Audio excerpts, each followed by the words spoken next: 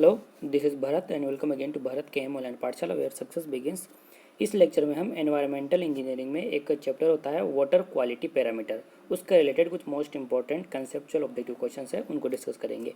Question करने का तरीका आपको बताया, मैं जैसे ही क्वेश्चन आपको दिखाऊं आप वीडियो पॉज कर देना। जैसे आप इस टाइम पर वीडियो पॉज कर दो और खुद की तरफ से एक बार आप पता लगाओ कि ABCD ऑप्शन में से कौन सा करेक्ट होगा। उसके बाद में जो मैं सोल्यूशन बताऊं उसको देख लेना और जो आंसर बताऊं उसको आप मैच कर देना कि आपका सही है या गलत है, यही प्रोसीजर रखना। तो वीडियो पॉज करके आप एक बार ट्राई कीजिए इस क्वेश्चन को, क्वेश्चन नंबर 1 को, फिर सोल्यूशन देख लेना। लिखा हुआ है which of the following is या are the characteristics of the coliform organism. Coliform bacteria के रिलेटेड कुछ बातें हमें पता रखनी है, उसी के अकॉर्डिंग इस 1 2 3 4 4 बातों में से हमें पता लगाना है कि इसके रिलेटेड कौन सी बात सही है। Select the correct answer using the given below, और फिर इसमें से कौन सा करेक्ट है उसके हिसाब से यहाँ ABCD ऑप्शन में से अपने को चीज़ें चूज करनी है। तो देखो कोलीफॉर्म बैक्टीरिया, इसके रिलेटेड थोड़ा सा कंसेप्ट है वो समझ लेते हैं हम। क्वेश्चन क्या है वो, सॉरी, कंसेप्ट क्या है कि पानी के अंदर जितने भी बैक्टीरिया होते हैं, अलग अलग तरीके के बैक्टीरिया होते हैं, उन बैक्टीरिया को हम दो तरीके के बैक्टीरियाज में, दो तरीके के ऑर्गेनिज्म में डिवाइड कर देते हैं। कौन कौन से? एक तो पैथोजेनिक बैक्टीरिया और एक होता है कोलीफॉर्म बैक्टीरिया। इस दो बैक्टीरिया के अंदर, इस दो ऑर्गेनिज्म के अंदर हम जितने भी बैक्टीरिया होते हैं सभी को हम क्लासीफाई कर देते हैं। ये जो पैथोजेनिक बैक्टीरिया होते हैं ना, ये वाले, इसमें हम वैसे बैक्टीरिया को रखते हैं जो अपने शरीर के लिए हार्मफुल होते हैं, और कोलीफॉर्म में हम उन बैक्टीरिया को रखते हैं जो हार्मलेस होते हैं। मतलब अगर हम कोलीफॉर्म बैक्टीरिया को पानी के साथ अगर पी जाएं तो अपने शरीर में जाकर के वो कोई भी नुकसान नहीं करेंगे, लेकिन अगर हम पैथोजेनिक बैक्टीरिया को पानी के साथ पी जाए तो अपने बॉडी में जाकर के वो कुछ ना कुछ नुकसान करेंगे। ये बात आपको ध्यान रखनी है। दूसरी बात आपको क्या ध्यान रखनी है, ये जो पैथोजेनिक बैक्टीरिया होते हैं ना, इनकी जो लाइफ होती है वो कम होती है, लेस लाइफ। और ये जो कोलीफॉर्म बैक्टीरिया होता है, इनकी लाइफ कैसे होती है? मोर, मतलब ज़्यादा टाइम तक ये जिंदा रह सकते हैं। तो हम क्या करते हैं, पानी में हम दो ही बैक्टीरिया का पता लगाते हैं कि कोलीफॉर्म बैक्टीरिया है या नहीं है, या फिर पैथोजेनिक बैक्टीरिया है या नहीं है। इन्हीं की एनालिसिस करते हैं पानी को प्यूरीफाई करने के लिए। ओके, इनके अकॉर्डिंग फिर हमें देखना पड़ता है कि पानी को प्यूरीफाई करे या नहीं करे। उसके लिए हम क्या करते हैं, ये जो कोलीफॉर्म बैक्टीरिया होता है, जो हार्मलेस बैक्टीरिया है, इसका हम पता लगाते हैं। इसका पता हम क्यों लगाते हैं? क्योंकि इनकी लाइफ होती है ज़्यादा। ओके, मतलब हम देखो ऐसे समझ सकते हैं, ये कोलीफॉर्म बैक्टीरिया है, इनकी लाइफ ज़्यादा है, और ये पैथोजेनिक बैक्टीरिया, इनकी लाइफ कम है। ये पैथोजेनिक हार्मफुल होते हैं अपने बॉडी के लिए, ये जो कोलीफॉर्म बैक्टीरिया होते हैं वो हार्मलेस होते हैं, अपने बॉडी में नुकसान नहीं करते हैं। हम कोलीफॉर्म बैक्टीरिया का पता लगाते हैं पानी के अंदर। अगर ये कोलीफॉर्म बैक्टीरिया पानी में प्रेजेंट होगा तो 101%, वो सॉरी, ऐसा ज़रूरी नहीं है, मैं क्या कह रहा हूँ, अगर ये कोलीफॉर्म बैक्टीरिया पानी में प्रेजेंट नहीं है, अगर पानी में प्रेजेंट नहीं है तो 101% ये पैथोजेनिक बैक्टीरिया भी पानी में प्रेजेंट नहीं होगा। क्यों? क्योंकि इनकी लाइफ ज़्यादा है। ये जब ज़्यादा लाइफ वाले ही पानी में प्रेजेंट नहीं है तो ये कम लाइफ वाले तो कहाँ से प्रेजेंट हो जाएंगे? तो इससे हम पता लगा लेते हैं एक तो। दूसरी बात, अगर ये कोलीफॉर्म बैक्टीरिया पानी में प्रेजेंट है तो हो सकता है, ज़रूरी नहीं है कि फिर पैथोजेनिक बैक्टीरिया भी पानी में होगा ही होगा, फिर ये पैथोजेनिक बैक्टीरिया पानी में हो भी सकता है और नहीं भी हो सकता। ओके, तो हम ये देखते हैं अगर कोलीफॉर्म बैक्टीरिया पानी में नहीं है तो फिर हम ट्रीटमेंट करने की रिक्वायरमेंट नहीं होती बैक्टीरिया के रिलेटेड, और बाकी ट्रीटमेंट तो हम करते ही हैं, जैसे जैसे अलग अलग इंप्योरिटीज़ होती है उनके अकॉर्डिंग। डिटेल से आपको पता चलेगा जब हम लेक्चर सीरीज पढ़ते हैं, क्वेश्चन से हर चीज़ पता नहीं लगती है, थ्योरी कंसेप्ट आपको लेक्चर सीरीज से पता लगेंगे। आप लेक्चर्स देखना एनवायरमेंटल इंजीनियरिंग के मेरे, तो वहाँ से आपको आइडिया लगेगा। ओके, लेकिन पैथोजेनिक बैक्टीरिया अगर ये प्रेजेंट नहीं है तो ये भी नहीं होगा, और अगर कोलीफॉर्म बैक्टीरिया है तो ये प्रेजेंट हो सकता है और नहीं हो सकता। ये मोस्ट इंपॉर्टेंट बात है जो आपको याद रखनी है। उसके रिलेटेड आपको 2-3 बातें और ध्यान रखनी है। किसके रिलेटेड? कोलीफॉर्म बैक्टीरिया के रिलेटेड। देखो, हार्मलेस तो मैंने बता दिया कि हार्मलेस होते हैं।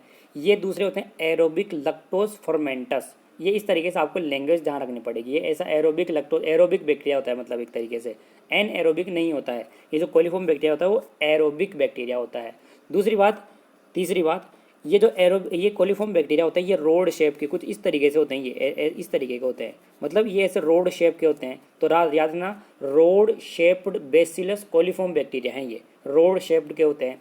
और तीसरी चौथी बात क्या याद रखनी है आपको, ये ग्राम निगेटिव टेस्ट इनके ऊपर परफॉर्म करते हैं हम। ग्राम निगेटिव टेस्ट क्या होता है? हम इनके ऊपर एक टेस्ट करते हैं, फिर इनका कलर वगैरह, इसमें कुछ डालते हैं इसके अंदर हम, ओके, कुछ केमिकल वगैरह डालते हैं, उनसे इनका कलर वगैरह चेंज हो जाता है। इससे हमें पता लगता है कि पानी के अंदर कोलीफॉर्म बैक्टीरिया है या नहीं है। तो इसलिए इन चीज़ों का पता लगाने के लिए हम क्या करते हैं, ग्राम निगेटिव टेस्ट करते हैं इनके ऊपर। ओके, तो ये इतनी बातें आपको ध्यान रखनी है, इनके रिलेटेड क्वेश्चन बनता है।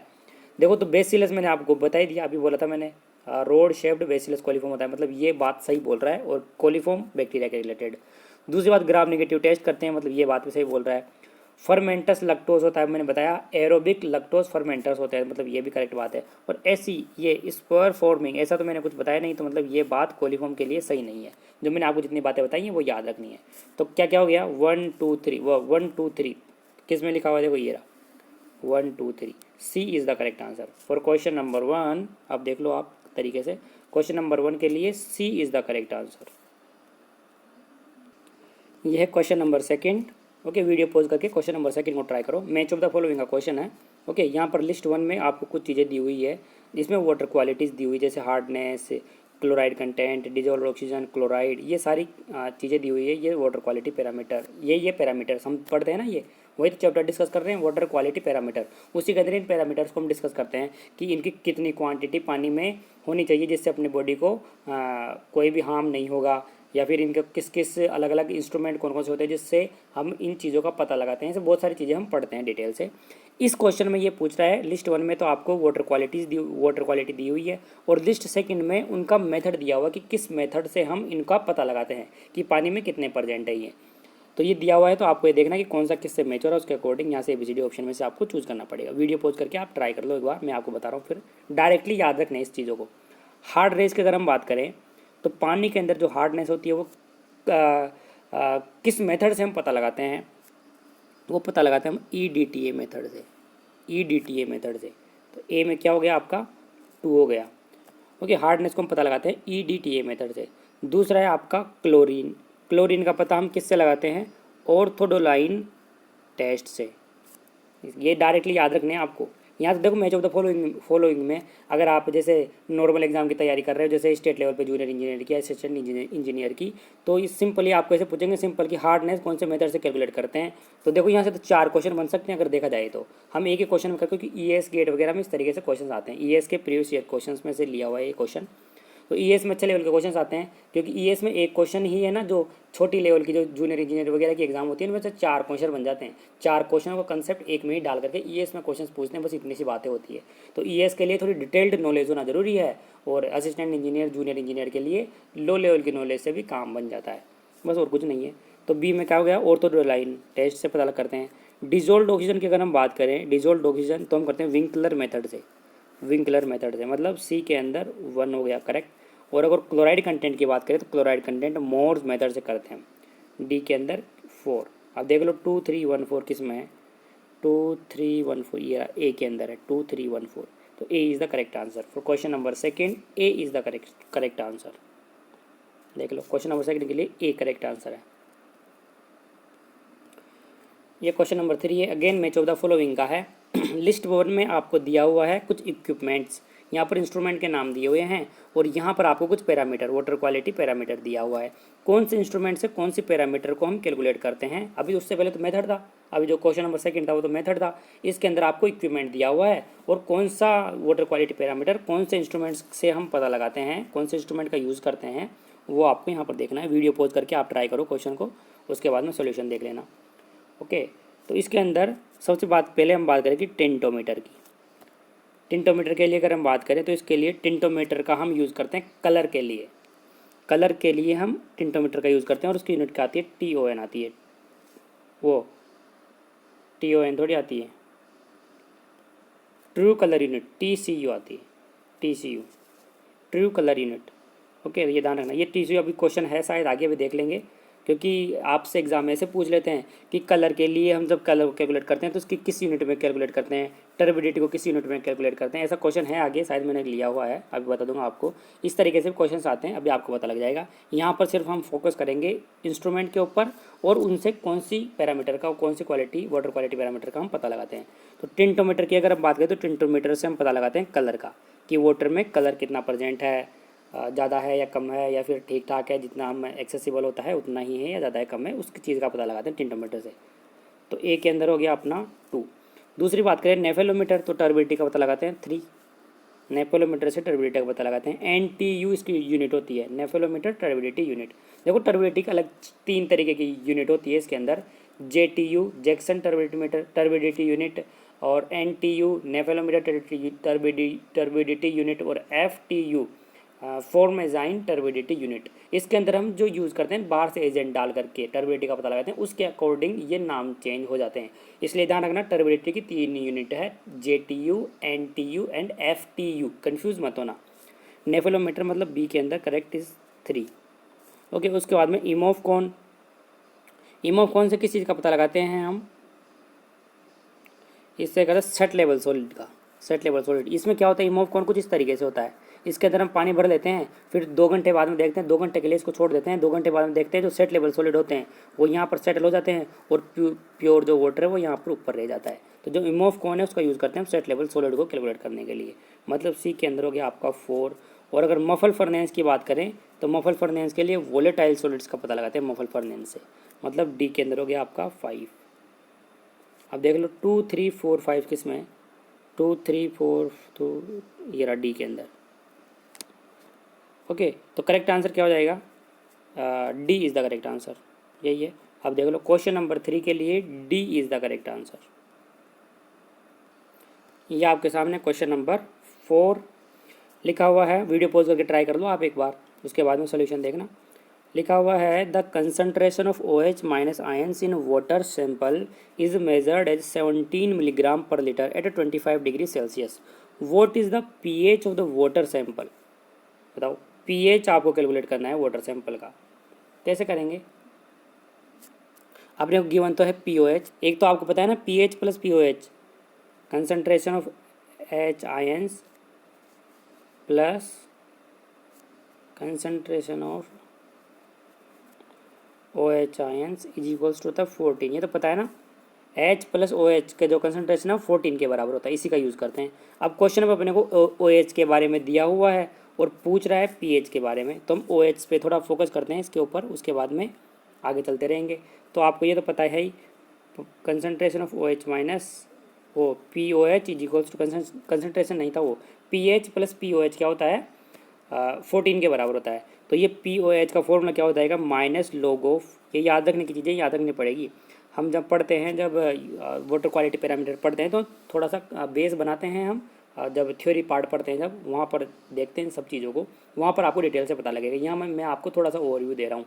तो minus log of concentration of OH minus ions, ये फॉर्मूला होता है POH का।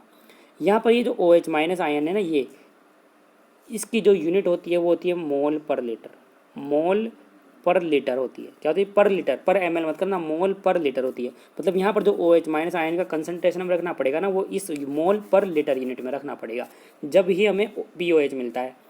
ओके, अब देखो आप OH की यहाँ पर बात हो रही है, तो OH का अगर हम मोलिकुलर वेट देखें तो कितना हो जाएगा? इसका 16 हो जाएगा O का, और H का हो जाएगा 1, मतलब 17 हो गया, 17 ग्राम हो गया, ये हो गया 70 ग्राम। अपने को यहाँ पर 17 मिलीग्राम पर लीटर दिया हुआ है, तो देखो 17 ग्राम में होगा 1 मोल। थोड़ा सा फोकस करो आप, मामूली सा है ना, यहाँ पर डिटेल से हम चीज़ें नहीं पढ़े, डिटेल से हम थ्योरी पार्ट में पढ़ेंगे, जो एनवायरमेंटल इंजीनियरिंग का थ्योरी पार्ट है वहाँ पर डिटेल से पढ़ेंगे। यहाँ पर हाँ, अगर आप SSC JEE के लिए क्विक कोर्स की तैयारी करना चाहते हैं, क्विक मतलब सारे सब्जेक्ट वहाँ पर क्विक तरीके से कंप्लीट की हुई है, जो मोस्ट इंपॉर्टेंट पार्ट होता है सब्जेक्ट का, उस तरीके से। तो अगर आप देखना चाहते हो तो देख सकते हो, लिंक मैंने डिस्क्रिप्शन में दिया हुआ है SSC के लिए, SSC जूनियर इंजीनियर के लिए, तो आप देख सकते हो। तो वापस आ जाओ क्वेश्चन के ऊपर। 17 ग्राम हो गया, 70 ग्राम में 1 मोल हो गया, 1 मोल, ठीक है। इस ग्राम को हमें मिलीग्राम में कन्वर्ट करना है, क्योंकि यहाँ पर मिलीग्राम दिया हुआ है। तो 70 मिलीग्राम, तो यहाँ पर 1 मिलीमोल हो जाएगा, यही हो जाएगा मिलीमोल। ओके, वही 1000 का डिवाइड कर दो दोनों तरफ, तो वही बात हो जाएगी। आप वो 1000 का मल्टीप्लाई कर दो, तो वह यहाँ पर मिलीग्राम में कन्वर्ट हो गया, तो ये तो मिलीमोल में कन्वर्ट हो जाएगा, सिंपल सी बात है। ओके, तो मिलीग्राम पर लीटर लगा दो इधर भी, और इधर भी पर लीटर लगा दो। ओके, तो ये देखो 17 मिलीग्राम पर लीटर आ गया, जो अपने को यहाँ पर दिया हुआ है, सही बात है। और यहाँ पर 1 मिलीमोल पर लीटर आ गया, लेकिन हमें यहाँ पर 1 मिलीमोल पर लीटर आया, याद रखना आप, 1 मिलीमोल, mm नहीं है, मिलीमोल पर लीटर, यही आया है। और मैंने आपको POH का फॉर्मूला क्या बताया था अभी? POH is equals to minus log of concentration of OH minus ions, यही बताया था। ये जो रखते हैं यहाँ पर, ये किस में रखते हैं? मोल पर लीटर में रखते हैं, मोल पर लीटर में। और यहाँ पर ये किस में है? मिलीमोल पर लीटर में है, तो मिलीमोल को मोल में कन्वर्ट कैसे करेंगे, 10⁻³ हो जाएगा क्या, बिल्कुल 1000 का डिवाइड कर देंगे, मोल पर लीटर हो गया ये, बस आप रख दो यहाँ पर। तो POH is equals to minus log of 10⁻³ हो जाएगा, बस ये -3 इधर जाएगा, log का वो कंसेप्ट तो आप जानते होंगे, मतलब 3 हो गया POH यहाँ से 3 आ गया, बस हो गया। pH अपने को पूछ रहा है ये, तो POH plus pH is equals to 14 होता है, मैंने भाई स्टार्टिंग में बताया था। POH अपना आया था 3 प्लस pH आपको कैलकुलेट करना है, इसके इज इक्वल्स टू 14, तो pH यहाँ से कितना आ गया, 14 - 3 11 आ जाएगा, 11।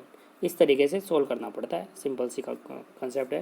क्वेश्चन नंबर 4 के लिए करेक्ट आंसर बी हो जाएगा, B is the correct answer. हाँ, मैं वापस से बता रहा हूँ आपको, अगर आप SSC के लिए तैयारी कर रहे हो, अगर क्विक कोर्स देखना चाहते हो, क्योंकि डिटेल से थोड़ी पढ़ते रहेंगे बार बार में, इतना कुल लंबा कोर्स होता है, कवर तो होता नहीं है, तो आप क्विक कोर्स देखना चाहते हो जो मोस्ट इंपॉर्टेंट तरीके से आपके सारे सब्जेक्ट कवर की गई है, तो लिंक मैंने डिस्क्रिप्शन में दिया हुआ है, आप देख सकते हो, आपकी मर्जी है वो। ये आपके सामने क्वेश्चन नंबर 5, इसको ट्राई करो।